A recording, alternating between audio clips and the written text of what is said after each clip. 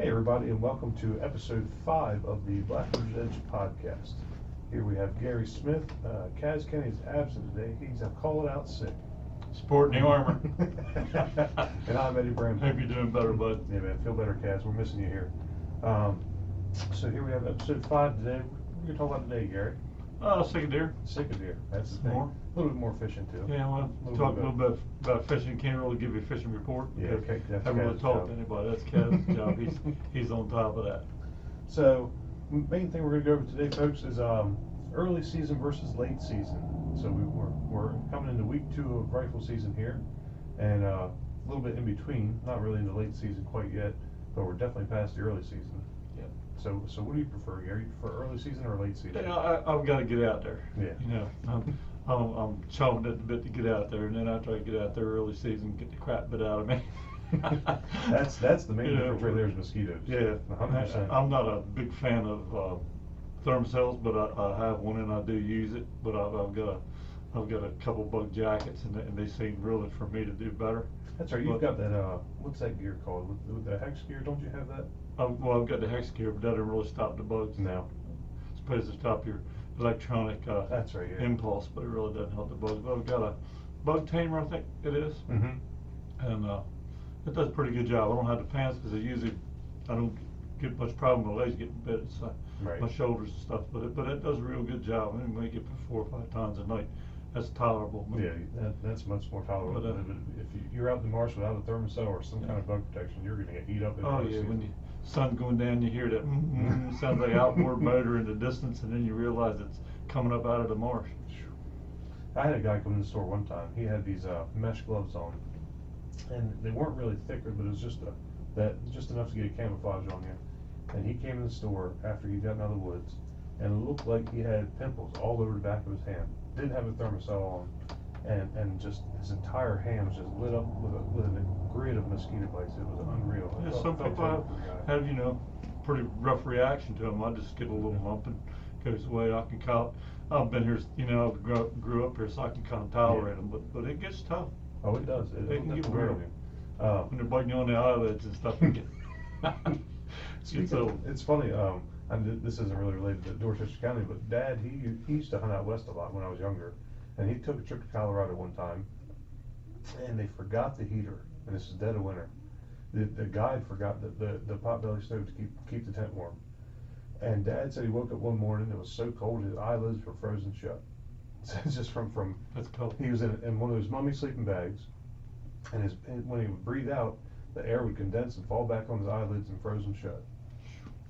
That's cold there, boy. That's scary. Yeah. Oh, Take yeah. your frostbite on your eyelid. No doubt. That's wild. But yeah. So main difference. There's 2 real differences between early season and late season as far as away from the actual hunting. One is definitely mosquitoes. The other is definitely the temperature. So when you're out in that marsh, it's a totally different marsh when it's frozen over. You got to definitely have to make sure you have the right gear on in the winter time. So what do you kind of prefer for marsh hunting in late season? I have insulated boots, and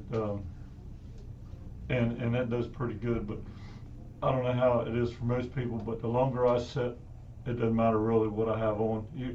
I get cold. It's just how it is. And my body, not so much. My feet and my hands. My hands I can put in my pocket, but your feet are tough. And I bought a set of these things called boot suits, and they look like inside of them looks like one of those soft pack coolers, and you basically slide your boot in them and zip them up, and they do a great job. And they actually, what I do if I'm going to be a long set, I actually take my boots off, unless I've got hip boots on, and it's kind of a harder to do. But if I've got short boots on, I take my boots off as soon as I get in the stand, and I have a couple of the hand warmers, and it has little pockets in those, and you just drop one of them in there, and man, how about that? Grilled cheese sandwich and some tomato soup, you're good to go. They really do a good job. My feet don't get cold at all. And then just put my boots on. Well, when you're walking, your feet don't get cold. You don't get cold then. Anyway, so when you're doing that, you hunting out just out of a stand, or do you in a ground line, or?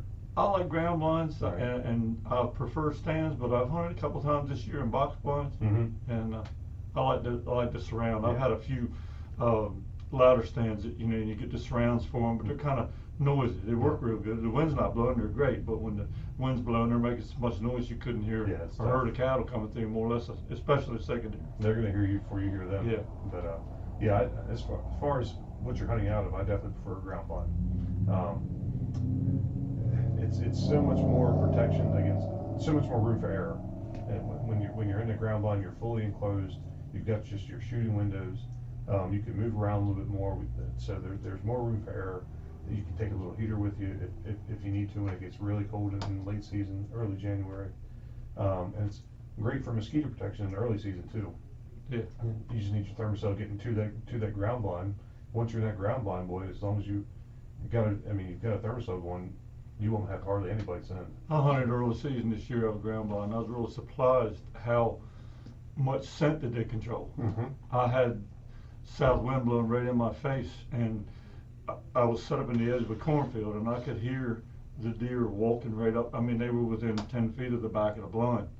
And yeah, I didn't have the window open there, but Right. I just had the one in the front. But I mean, they were very close before they ever It makes a veered big off. difference, absolutely. Like you said, the ground blind just allows more room for error. Yeah. But you made a good point before we started the show. Ground blinds aren't always the best for rifle season. So during rifle season, it's definitely more advantageous as far as safety wise as being up in a tree. Yeah, There it's aren't too many shots all going up. angles. That's it. Not too many shots going up, man, Unless you ricochet or something. Right. But not too many people are going to shoot you up in the tree. On the ground, bullets travel a long way. That's right. That's exactly Dorchester's right. fairly flat. Very flat land, unless you're in real thick woods. Yeah. So, but yeah, as far as other differences between early season and late season, if you're out in the early season, that's definitely the deer are definitely going to be more active as far as getting ready for the pre-rut, during the rut, and everything like that. So that's another big difference. Is as far as late season going, a lot of times the rut's over, so they're hungry. You can make the deer travel more if you've got a real reliable food source. Baiting seems to work better in the late season more than early season. One of the particular places we hunt, we're not allowed to bait until September 1st. So by the time late season gets here, they're pretty well adjusted to coming to the food. Right. And you get a lot more hinds in late season, but you get those days. You get a nor'easter coming in or something, and man, if you can get out there, that's the day to be there. Just before these come You're going to get them on camera if you don't if you don't get a shot, if you're not there. They'll be there on camera. That's when the stags like to move. So speaking of bait, what do you think the main difference is between so like on public land you're not allowed to bait inside the Blackwater Refuge.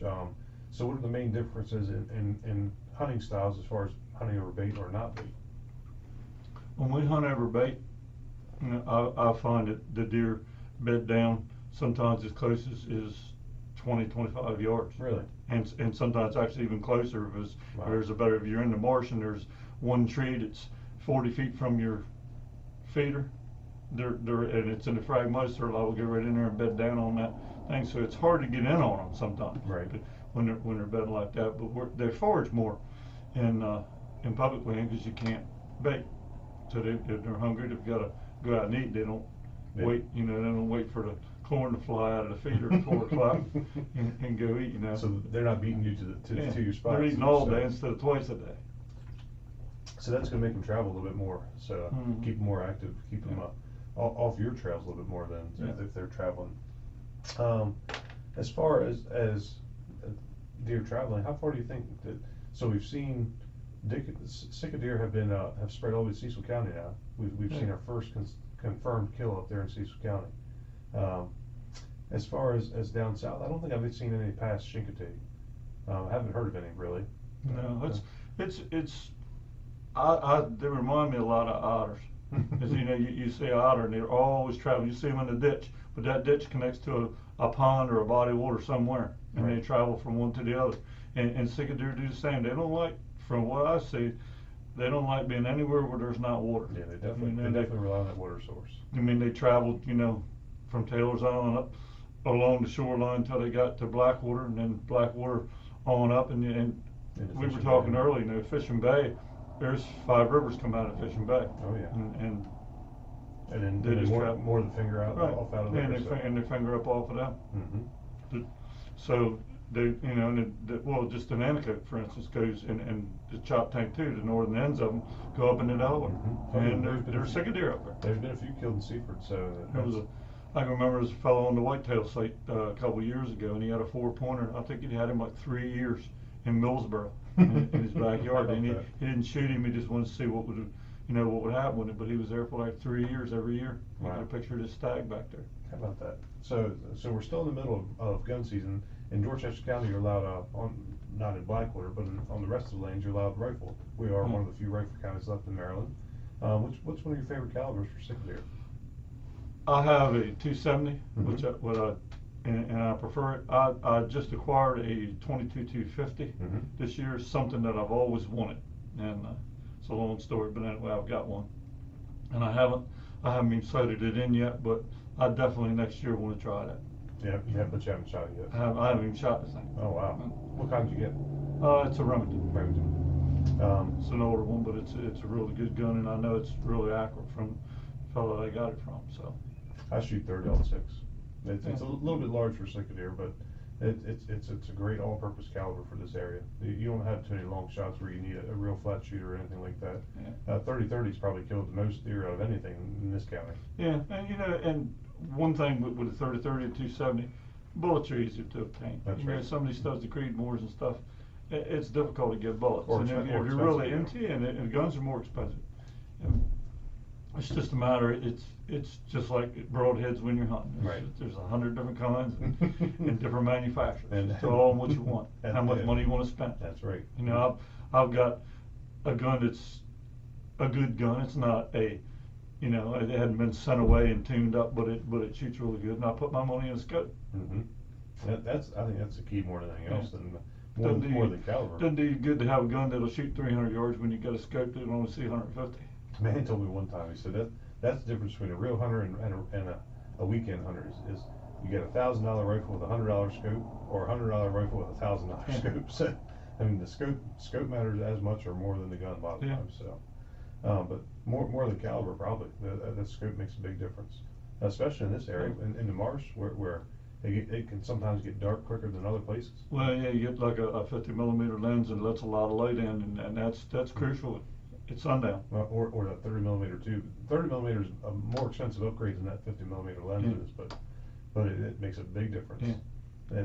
That 30mm tube lets in so much more light than people realize. Yeah. But the rings and stuff are so much more expensive that it's much more expensive to get into that 30mm side of things. So we were talking about ground blinds earlier, and we said that during rifle season it's probably better to be in a tree stand than it is on a ground blind. So, but you were saying that don't let your tree stand get too high off the ground. Yeah, when Sika Deer, from what I can tell, and I've had several people tell me this as well, they're not like a whitetail. If you're up in a stand and you watch a whitetail coming through the woods, he's just meandering along and he's looking in front of him and left and right and all, but they don't look up much unless they hear a noise. Sika Deer, on the other hand, are walking around in Phragmites, which is 10 feet tall. They're always looking up. He's not doing looking at anything but a bunch of spaghetti sticks in front of him. That's right. So, but if you when you're out in the marsh, if you look, every sizable pine tree that you come to has nothing around it, and there's a trail coming to it, and they go from one to the other, so they're looking up all the time. And if you're sitting out there and he's coming to you at an angle, if you're against the back of the tree and there's a little bit of cover, that's good. But if you're sitting up a tree and there's nothing else up there but you're a silhouette just sticking out there, and they'll pick you out. So sometimes it's better to be just 10, 15 feet off the top. I have some friends, and they've told me many times they don't hunt over 12, 15 feet in the area at the most. And it's fun. That's one of the main differences between hunting Sika and whitetail, I think, is the height of your tree stand. Yeah. You really don't want to get that. That's a big thing a lot of people haven't learned yet. Now, if you're in the woods and you've got a place that's a little different, you've got more cover, but when you're in the marsh, you're the only thing out there. It's pine trees and frag, and that's it. There's not much cover, and there's pine trees. The only leaves on them are up top. Right. And those pine trees, they get 50, 60 feet tall, and it's just you on that tree. He's going to pick you out quick because he's always looking up. So that's a really good tip. But other than that, I still prefer ground blind. And that's one less thing you have to worry about. Yeah. especially if you're outside of rifle season, like we said earlier, you get in a good ground blind and cover it well and camouflage it well, you can't beat it. Yeah, pop-ups are great. I mean, you can go to a place and pop the thing up to save the window and blow it off. That's right. So another thing, what do you think the difference is between Sika Deer as far as in the marshes of Dorchester County, and then when you get further up out into the more of the farmlands is that have spread out from here? What do you think the main difference is there?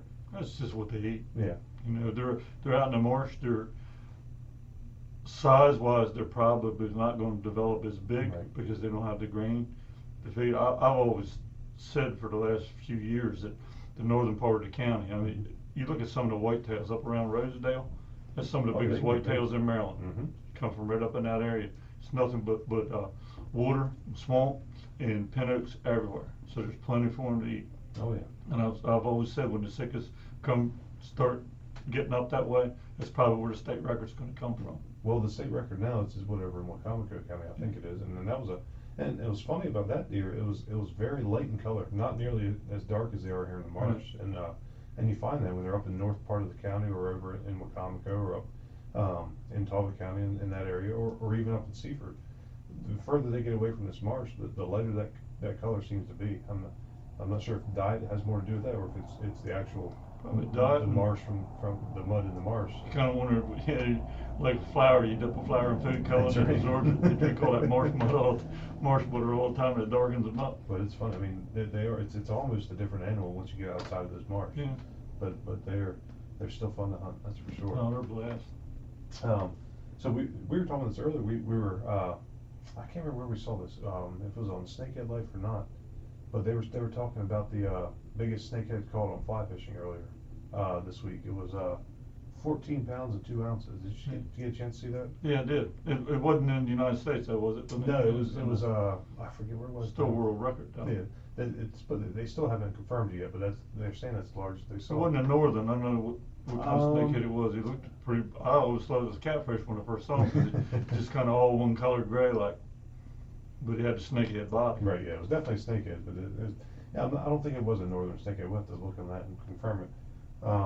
But as far as the differences in Sika Deer, what are some other differences you've seen in them? Size-wise, yeah. Yeah, they just get bigger. You know, it's no different than humans. Mm-hmm. You know, the better your diet is, the bigger you look at people 100 years ago versus now. Right. You know, diet's a lot better, vitamins are better, and so forth. Oh yeah. But yeah, I'm not sure. It's probably you need to talk to a biologist to really get some idea of just.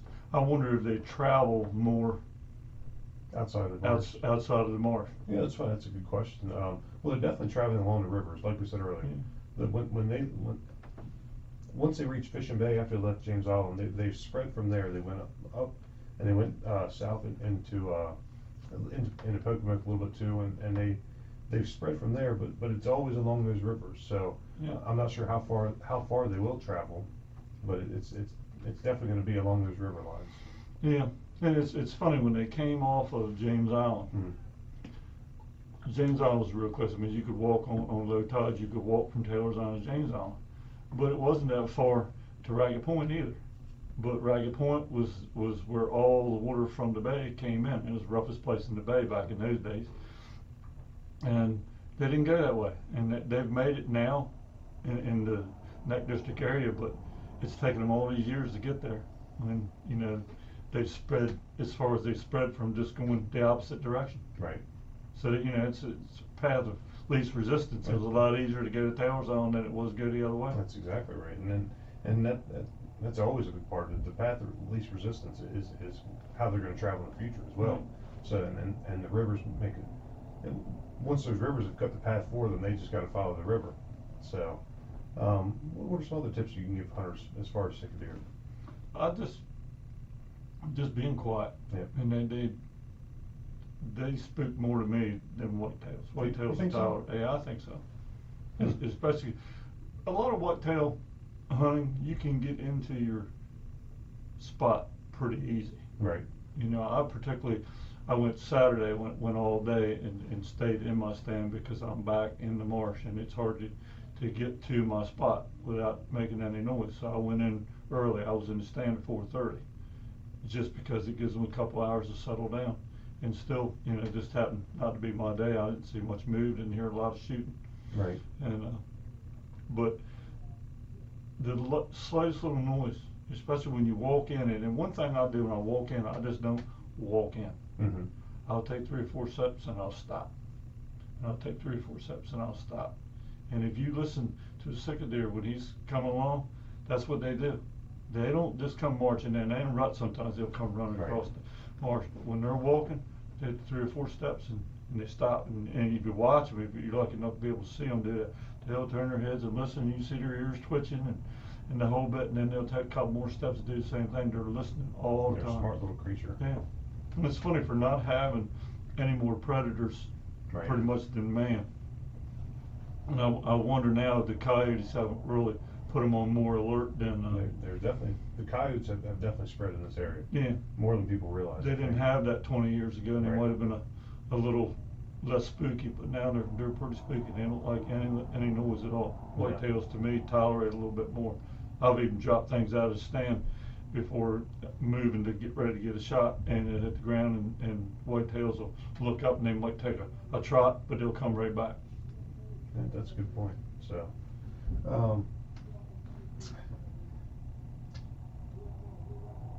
I'm not sure what else. That movement, Yeah. movement's a big part of hunting, period. Well, yeah, that's always a big part of it. Like I said, and that's those ground blinds. They really give you much more room for error as far as movement as well. They provide much more protection from the elements, from your scent, as far as scent control, your movement. Much more in the late season, provides much more a barrier for the heat. Keeps your heat intact and better. The really only disadvantage I see to a ground blind, like you said, is during rifle season. It's almost your one-stop shop outside of rifle season. I mean, if you've got a place that you're comfortable with rifle season, most likely you never know for Mm-hmm. sure. But I wouldn't recommend public land. No. No. Public land, you definitely be up off three. Even outside of rifle season, I think you'll be up your insurance policy before you get it. Eddie or I, either one, would be glad to be your beneficiary. Yeah, that's right. But yeah, I think it's kind of a short episode this week. Kaz kind of. I'd like to see some of the listeners or watchers, I guess, to send in. Let's see what they're killing out there. Well, from what I'm hearing, as far in the store, it hadn't been much going on as far as hunters this week. The weather wasn't the greatest, and the deer really haven't moved as far as this week has gone. But I think the weather's supposed to turn around this coming week, and it might be better week to hunt. And the holidays always have something to do with that too. Yeah, I saw a few. Guy Edgar, he shot a kind of unusual one. Had a real pretty rack on one side. It the was other side was kind it was of a twisted up a little beautiful bit. rack on one side, and just a mangled old twisted piece on the other side. That was a neat thing to see. But And my buddy Joey Dobbins, he got a 5-pointer, would have been a 6, but Mhm. had a point broke off. That was nice. That was like 2:00 on Monday. 2:00 kinda in the neat. afternoon. I tell you, it's funny. You're seeing more of them killed at odd times now than it has been in the past. It's more people should look into the all day hunting instead of coming out and getting lunch and things like that. But take that kind of stuff with you and really enjoy hunting all day, because I mean it's more and more killed around lunchtime all the time now. And I did it most of the time. When I hunt all day, I see all kinds of stuff. I hunted all day Monday, and the particular place I was hunting, when I go in, I can't come out. I have to go in early and I have to wait because there's some other hunters that hunt the property close to it, and I don't want to disturb them. So, but I don't even saw a squirrel. And it's been like that all week. I mean, and it's funny, these deer, they almost know when rifle season's here. They shut right down the first week, but I think the second week's gonna be a much better environment to kill a deer. But you were telling a funny story about Joey the other day. Joe Dobbins. Oh, with my crossbow. No, when he got to a stand and. Oh yeah, Joe went. Well, it was Monday. and he has a stand in Blackwater, and went back there and set up, and lo and behold, he looks, and there's a guy that he was 65 yards from him. and they talked after Joe shot the deer. They talked, and the guy said that he hunted there, and Joe said, well, I've had a stand here for 4 years, put it up every year, and the guy had never seen it. So you never saw the stand for it. It's 65 yards from him. So look around when you're in the woods. There's a lot of stuff you see sometimes. You're amazed what's hanging off of a tree when you're walking through the woods that you don't see. That's it. I mean, that's part of public land hunting is sometimes you're going to walk into some unexpected stuff. I always say when you go in the woods and it's dark or even coming out, look at all those bright eyes. Somebody's been through there. Oh, Man, yeah. it's, the woods sometimes pepper with them. You wish they came in like 40 different colors so you can tell who's who. Sometimes you can mark a trail when you go, but you don't see the other ones there, and when you go in, you get confused. Yeah.